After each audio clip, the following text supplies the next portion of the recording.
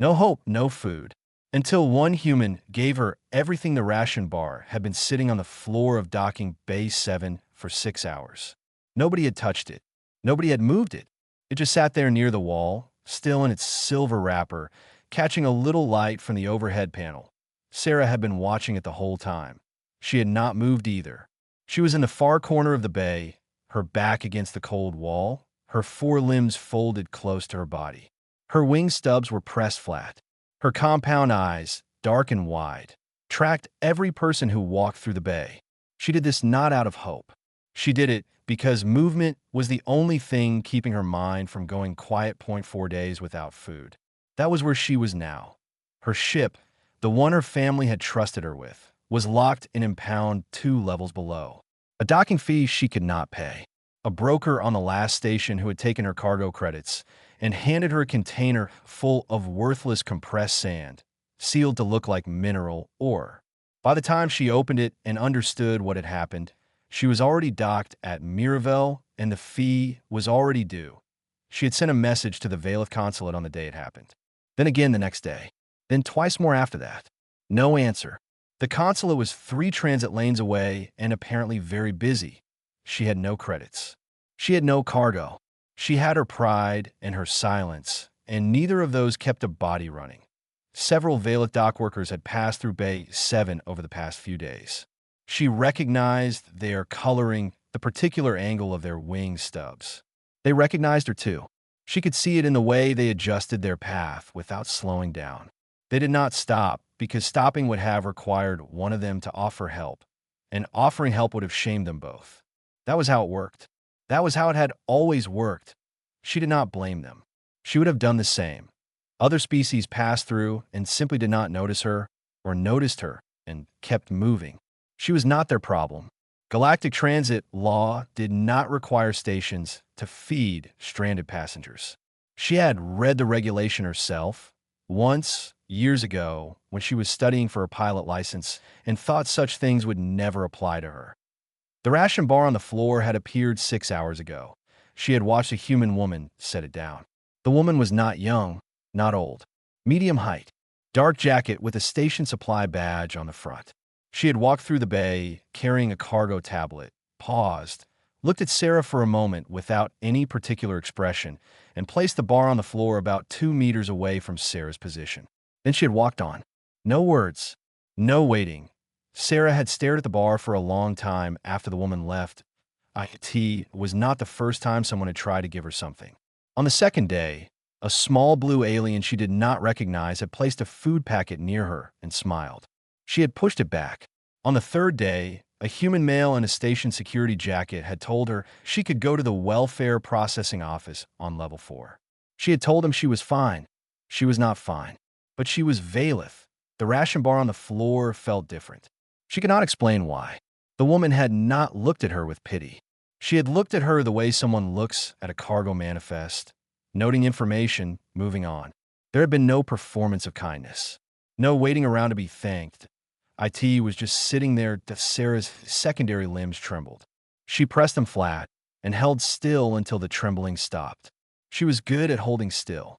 She had been doing it for 4 days that a group of engineers walked through the bay, loud and laughing, and for a moment one of them nearly stepped on the bar. Sarah's eyes tracked the boot. The boot missed it by a few centimeters, and the group moved on without noticing. Sarah exhaled slowly. She looked at the bar again. The silver wrapper.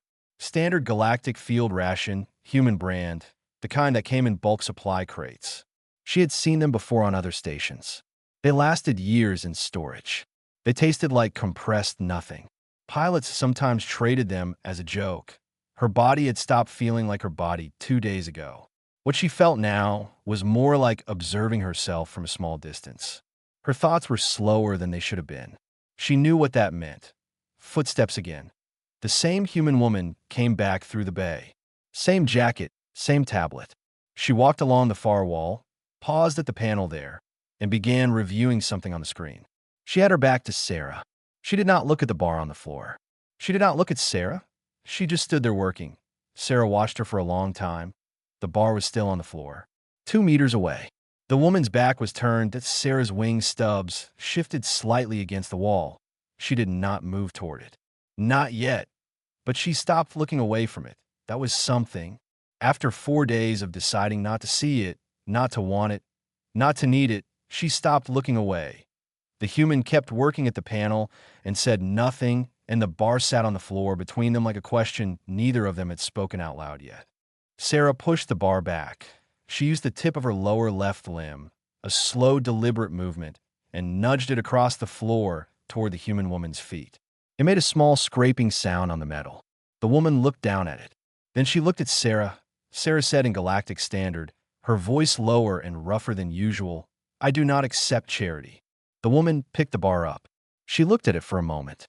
Then she pulled out her cargo tablet, sat down on a crate about 3 meters away, and began reading something on the screen. She set the bar on her knee where it was visible. She did not argue. She did not explain herself. She simply began working as though the conversation had been a small logistical note, and she had logged it and moved on. Sarah watched her. The woman worked for nearly half an hour. She scrolled through manifests. She made small marks on the tablet. She did not look at Sarah again. When she finally stood up to leave, she walked toward the bay exit, and on the way she set the bar back on the floor. Not near Sarah, just on the floor, to the side, as though she had simply set something down and forgotten it. Then she was gone. Sarah stared at the B, or that IT sat there. Forgotten. Neutral. Not offered.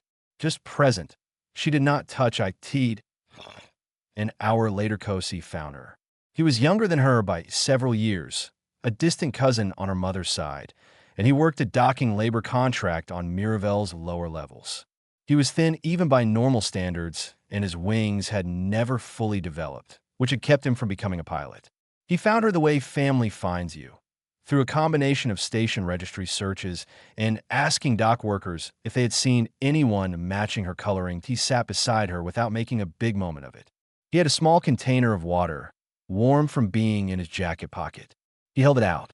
She took it because it came from family, and that was different. She drank it slowly. He did not ask her why she had not contacted him. He knew why.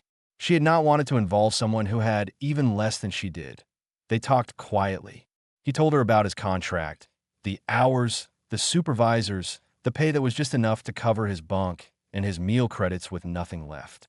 He told her he'd tried to call the consulate himself and reached an automated message about high contact volume. She told him about the broker, the false cargo, the impound fee. She kept her voice level. He listened and did not say much. While they talked, she became aware that her eyes kept moving to the bar on the floor. She stopped doing it. She looked at Kosi instead. He noticed the bar. He looked at it, then at her. She said it was nothing. He did not push. That was something she had always liked about him. He stayed for another hour and then had to leave for his shift. He squeezed her upper limb once before he went, which was a veiled gesture that did not have a clean translation, but meant something close to "I see you." She held herself very still and did not let her wing stubs move. When he was gone, the bay was quiet again. The bar was still there. Sarah sat with her back against the wall, and her limbs folded, and she thought about her pilot license, which had taken her 2 years to earn. She thought about the trade route she had mapped herself across the outer lanes, the one her mother had called reckless and her father had quietly been proud of.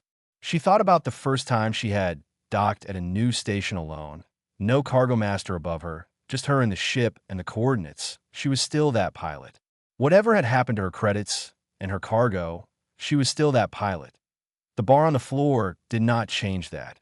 She was still thinking about this when the woman came back. It was evening by station clock, the overhead panels dimming to their low cycle. The woman walked into the bay with 2 ration bars and a small thermal cup. She went directly to the wall panel near the entrance and pulled up what looked like a cargo routing display. She set the bars and the cup on the floor beside her feet as though she were simply putting down her things before starting work. She did not look at Sarah. She began reviewing the routing display, running her finger along transit lines, cross-referencing something on her tablet. The thermal cup steamed faintly. The 2 bars sat beside it. Sarah watched her. The woman worked. The bay was quiet except for the distant sound of the station's air cycling systems and the occasional voice from the corridor outside. Sarah's lower limbs trembled again. She pressed them flat. She looked at the bars. She looked at the woman's back. She looked at the bars again. The smell of the broth in the cup had reached her now. It was not a strong smell. It was warm. She had not eaten in 5 days. She ate when the woman's back was turned. She did it fast, without looking at what she was doing, her limbs moving before she had fully decided to let them. The first bar was gone in seconds. She made herself slow down for the second. The broth was lukewarm by then and tasted like salted grain, but she held the cup in both upper limbs and finished it completely. When she looked up, the woman was still facing the routing display on the wall. The empty wrapper made a small sound as Sarah pressed it flat. The woman's shoulders did not move. There was no shift in her posture, no sign that she had heard, no turning around to check. Sarah sat with the empty cup in her hands for a long time. The next morning, the woman came through Bay 7 again, earlier than usual. She did not bring food this time. She walked through on what looked like a standard supply check, stopping at crates, making notes on her tablet. She glanced at Sarah once with the same flat expression she always used. "Not cold, just level," Sarah said. "The outer lane routing you were looking at last night. Your cross-reference markers were placed incorrectly." The woman stopped. She looked at her. Sarah said, "Lane 7 outer runs a curved shift between the Polhari and Drent waypoints. If you map it straight, you lose 6 hours in your cargo transfer window. Most station systems do not have the updated drift data." The woman looked at her tablet, then back at Sarah. She said, "How do you know that lane?" Sarah said she had run it for 3 years. The woman pulled a crate over and sat down with her tablet. Not dramatically, just practically, the way you sit down when there's a problem to solve. She turned the tablet so Sarah could see the routing display. That was how they started talking to IT, was not immediate. It came out in pieces over the next 2 days. The woman came back each morning and evening and sometimes brought food and sometimes did not, and she never made the food the point of the visit. The point of the visit was always something practical. A route question, a waypoint discrepancy, a cargo classification she could not match to the system codes. Sarah answered because the questions were real and she knew the answers. It was not hard to talk about routes. Routes were clean. Routes were facts. The woman's name was Dana. She offered it on the second day, the way you offer information that is useful for the conversation, without ceremony. Sarah gave her name back the same way. On the third day, Dana asked about the outer lanes past the Drent cluster, and Sarah talked for longer than she intended to. She described the drift corridors, the seasonal variance in the lane curves, the 3 small stations that did not appear on most galactic charts, but where a pilot could dock quietly and resupply cheap. She described the particular color of starlight through her cockpit screen on the long run between waypoints, which she had not meant to include, but which came out anyway. Dana listened the way she did everything else, with her attention steady and her face neutral and no performance of being impressed. Later that same evening, Sarah told her about the broker. She had not planned to. It came out when Dana asked how long she had been running the outer lanes, and the answer led into the explanation of the last run, and the last run led into the false cargo, and the impound, and the 4 days without food, and then 5. Dana did not say she was sorry. She did not say it was terrible. She said, "What did the cargo manifest say the or content was?" Sarah told her. Dana said that a compressed sand fill to that volume and weight would have cost about 40 credits to produce. The broker had probably run the same scheme on 3 or 4 pilots in the same cycle. Sarah said yes. Probably. Dana said, "On Earth, when I was doing flood relief work, we had a supply coordinator who got robbed by a contractor. Fake emergency filters. He was so ashamed he tried to keep running the operation himself with nothing. We had to physically sit him down and take the problem away from him before he collapsed." Sarah said that was a foolish thing to do. Dana said, "Yes. People do that, though." There was a pause. The bay was quiet. Sarah said, "I sent 4 messages to the consulate." Dana said she knew. She had checked the station's outbound communication log when she was running a system audit. For messages, no response. Sarah looked at her. "You audited the communication log?" Dana said she had access to it through her supply coordinator credentials and had been curious. Sarah was quiet for a moment. Then she said, "That is an unusual thing to be curious about." Dana said she was an unusual person. The corner of Sarah's mouth shifted. It was not quite a smile. Her species did not smile the way humans did. But it was something. She looked at her own hands, the empty space where the thermal cup had been the night before. She said, "The bar you left the first day. I watched it for 6 hours." Dana said she had figured it was something like that. Sarah said, "I almost did not take it." Dana said, "I know." She paused. "I'm glad you did." Neither of them said anything for a while after that. Dana went back to her tablet. Sarah looked at the routing display on the wall, the one with the incorrect cross-reference markers that she had already corrected twice in her head without being asked. She reached over and tapped the screen, pulled up the Drent waypoint, and showed Dana where the drift data needed to be adjusted. Dana leaned in and looked. She made a note. Dana did not tell Sarah what she was planning. She had learned, in 6 years of relief work, that telling people what you were doing for them before you did it gave them too many chances to refuse. It was better to build the thing first and present it as already existing. People found it harder to knock down something that was already standing. She spent 3 days on it. She started with Station Director Harlow, who ran Miravel's administrative operation from a small office on level 2. Harlow was a practical woman who had been running transit stations for 15 years and had seen most kinds of problems. Dana laid it out simply: stranded pilot, verified trade credentials, knowledge of the outer lanes, a genuine gap in the station's routing data for the Drent corridor. Harlow said, "You want to put a non-resident alien on a temporary consult contract?" Dana said yes. Harlow said, "That requires vouching from a current staff member." Dana said she was aware of that. Harlow looked at her for a moment. She said, "You're vouching." Dana said yes. Harlow pulled up the contract template and went through it line by line. The scope of work had to be specific and verifiable. The pay rate had to match station standard for route consulting. The duration could not exceed 30 days. Dana agreed to all of it. She wrote the scope of work herself that evening, sitting in the supply office after her shift, keeping the language precise. Route data verification, outer lane drift mapping, waypoint cross-referencing for transit cycles 7 through 12. She filed it the next morning. When the contract came back approved, she printed a paper copy. Stations still used paper for formal agreements because digital records could be disputed. Paper was harder to argue with. She went to Bay 7 in the afternoon. Sarah was in her usual corner. She looked marginally better than the first day. Still thin, still hollow under the eyes, but more present. The food had done something. The talking had done more. Dana sat down on her usual crate and pulled out her tablet.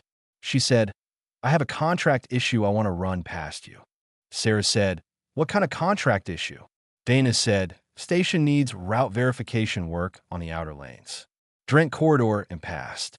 The systems are outdated, and 2 cargo transfers last cycle came in 6 hours late because pilots were using incorrect drift data. The consulting rate is standard 40 credits per verified lane segment, estimated 8 to 10 segments in scope." Sarah was very still. Dana set the paper contract on the crate between them without looking at Sarah's face. She said, "The work is real. I filed the scope this morning and the director signed it. I need someone who knows the Drent corridor." Sarah looked at the paper. She did not touch it immediately. Dana watched her read through it from where she was sitting, her compound eyes moving line by line. Sarah said, "You wrote this scope?" Dana said yes. Sarah said, "You filed it before asking me." Dana said, "I wanted to make sure it was real before bringing it to you." Sarah said, "If I had said no, you would have had an approved contract with no consultant." Dana said, "I would have found someone. You're the best option because you actually know the lanes." Sarah looked at her. Her wing stubs shifted slightly. She said, "Why?" Dana said, "Because you know the lanes." Sarah said, "You know that is not what I am asking." Dana was quiet for a moment. Then she said, "Because you were starving and you wouldn't let anyone help you directly, and this is a way around that." The bay was very quiet. Sarah picked up the paper contract. She read it again, more slowly. Dana waited. Sarah said, "The work is genuine." Dana said every line of it. Sarah set the paper down. She straightened her upper limbs and looked at the routing display on the far wall. She said, "I will need access to the station's lane data archive." Dana said she had already arranged temporary archive credentials. Sarah was quiet again. Then she said, 40 credits per verified segment. Dana said, plus station standard documentation fee per deliverable. Sarah picked the contract up again. She held it carefully. She did not say thank you. That was not how the Valeth did it. But her wing stubs settled flat, and still for the first time since Dana had known her, and that was something Dana recognized from her relief work days. It was what people looked like when a weight shifted. She signed the contract. Dana witnessed it. Sarah started work the next morning, and she was very good at it. The Valeth official arrived on a Tuesday by station calendar. Sarah saw him before Dana did. She was in the supply office archive room, working through the lane data, when Kosi sent her a message through the station's basic text system. 3 words, someone is here. She knew before she walked out what kind of someone it would be. Council Representative Oved was not a tall man, but he carried himself as though he were. He wore the formal gray of a consulate officer, the kind of gray that was a specific shade registered to the council and not available in any commercial fabric line. He had 2 attendants with him, both in plain dark travel wear. They were standing outside the supply office when Sarah came around the corner. Oved looked at her the way a person looks at something they expected to find broken. He said in Valeth, "You look better than the report suggested." She answered in Galactic Standard. "I was not aware there were reports." He switched to Standard without changing his expression. "The consulate received your messages. I was assigned to assess the situation." "After 11 days," she said. "These matters take processing time." He looked past her at the supply office door. "I understand you have entered a work agreement with a human staff member. A route consulting contract," she said. "Station approved. Standard rate. Arranged by the human. Offered to me. I accepted the work." He looked at her for a long moment. His attendant stood quietly behind him. He said, "Your family is concerned." She said, "My family does not know the details." He said they will. He clasped his hands in front of him. "I am here to facilitate your return. The consulate will cover the cost of passage. You could be home within 2 transit cycles." "The impound fee," she said. He said, "We will negotiate the release of the ship separately." She said, "The ship is my family's primary trade asset." He said, "These things take time to resolve through proper channels." The door of the supply office opened, and Dana came out. She had her tablet under her arm and a second paper document in her hand. She looked at Oved and his attendants without any visible surprise. She looked at Sarah once, a quick check, nothing dramatic. She said to Oved, "Dana Reeves, Supply Coordinator, Station Miravel. Can I help you?" Oved said, "This is a consulate matter." Dana said, "If it involved a current contract worker on this station, it involves station administration." She held up the paper document. "Sarah is under a 30-day route consulting agreement, filed and approved by Station Director Harlow. Any removal of a contracted worker before completion requires a formal breach notice filed against the requesting party's transit record with the station authority." Oved looked at the document. He did not reach for it. He said, "You prepared for this." Dana said, "I was a supply coordinator before this. I've handled contract disputes." He looked at Sarah.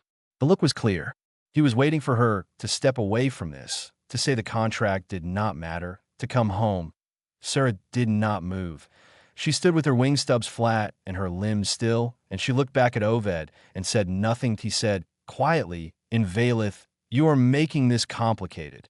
She said, in Standard, "The contract is valid." He looked between them for a long moment. Then he said to his attendants that he needed to consult the legal records, and they left together down the corridor. The hallway was very quiet. Dana looked at the space where they had been standing. Then she went back to looking at her tablet. Sarah said, "He will find a way to challenge it." Dana said, "Probably." Sarah said, "You knew he was coming." Dana said, "Kosi told me this morning. I pulled the contract paperwork before coming in." Sarah was quiet. She looked at the corridor where Oved had gone. She said, "In Valeth custom, what you did just now has a name." Dana said, "What's the name?" Sarah said it in Valeth. Then she said, in Standard, "The closest translation is housebound. It is what you declare when you place yourself between someone and harm at a cost to yourself." She paused. "It is not a casual thing." Dana said, "I wasn't being casual." Sarah looked at her. She said, "I do not know what to do with it." Dana said, "You don't have to do anything with it right now." She looked at the tablet. "We still have 4 lane segments to verify by end of cycle." Sarah looked at her for another moment. Then she went back inside to the archive room. She sat down at the data terminal and pulled up the next lane segment. Her wing stubs were not shaking. Dana did the math 3 times. She sat in the supply office after everyone else had gone home, with the contract payment record on one side of the desk and the impound fee notice on the other. Sarah had earned 240 credits over 8 verified lane segments. The impound fee was 430 credits. The difference was 190 credits. Dana opened her personal account on the station's finance terminal. She had 212 credits in her account after this month's bunk fees and meal costs. Not a lot. Enough. She transferred 190 credits to the station impound payment system under Sarah's ship registration number. She filed the release form herself, attached the payment confirmation, and submitted it through the administrative channel with a note that the full balance had been cleared. She sent no message to Sarah about it. The next morning, Oved came back that he had his legal documents this time, printed and formally sealed, a consulate challenge to the work contract based on a procedural point about non-resident work authorization timelines. It was a narrow argument and probably correct. Dana had known it was coming. She was not there when he arrived. She was in Station Director Harlow's office. She had booked the meeting the previous evening. She showed Harlow the impound release confirmation, the payment record, and the contract completion status. All 8 segments were verified and filed. The work was done. Harlow reviewed the paperwork with her morning expression, the one that was not quite impressed, but was as close as she usually got. She approved the contract close-out.b by the time Oved served the contract challenge. The contract no longer existed. It had been formally completed and closed. There was nothing to challenge. Dana met him in the corridor outside the supply office.